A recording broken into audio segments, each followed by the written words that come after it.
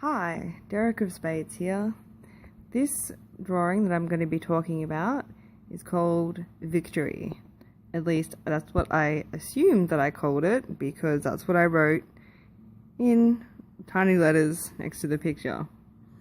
So featured in this picture we have a Ling warrior riding a Ling. I came up with this idea when I was about probably 13 years old.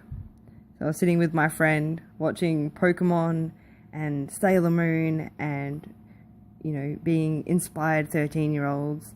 We thought, yeah, let's make up our own thing.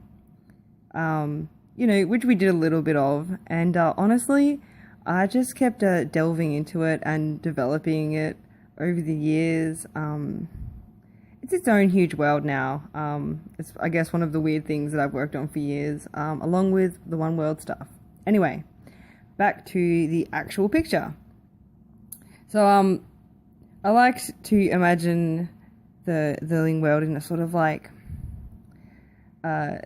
semi-medieval, magical type place in the poorer parts of the villages and on the planet. And then they have these beautiful big palaces with advanced science and stuff. So, but there's also sort of a between time, where obviously in the history of the world, they were sort of low tech. So in this one, it's a low tech phase of the, I guess, planet's history.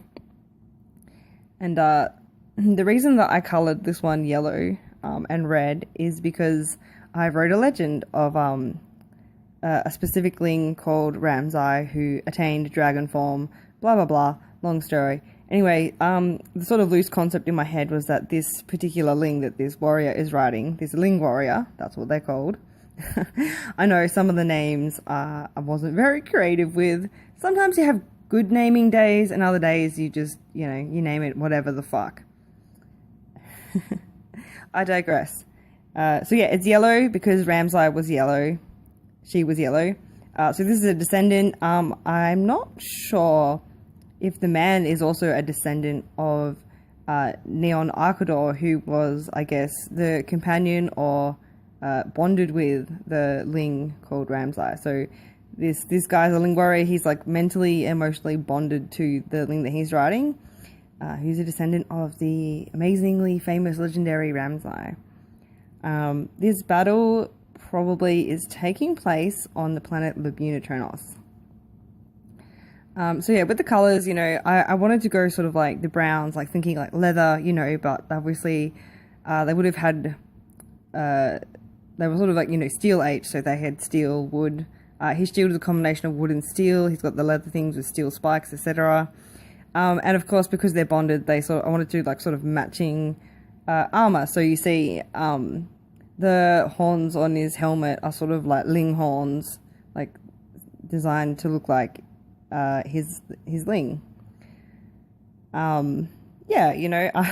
This is a bit more bulky version of what I would normally draw for the Ling creatures. I like to do them more cartoony, a bit more delicate. But hey, this is a battle, so it's going to be beefy and bulky.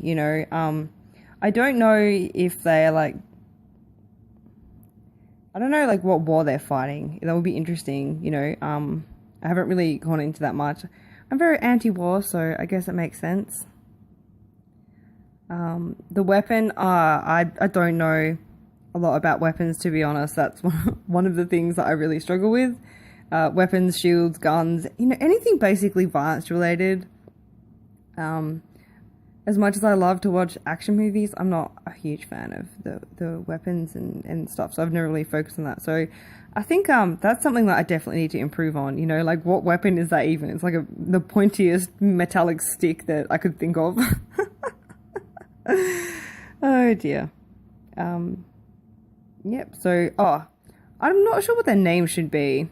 I feel like it should be something the Brute. I don't know, Redhorn Brutenmeyer, the Knight of,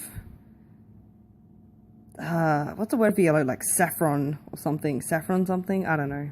I like to use colours in the naming of things. Oh dear. Oh yeah, and they're definitely both male because I noticed that the Ling has a goatee. You know, you try to go badass looking, I guess. I'm more of a fluff person myself, so be kind. That's it for now. Yeah, thank you for listening, and I hope you enjoyed this sort of, I guess, review of some of my drawings. I'll hopefully catch you next time.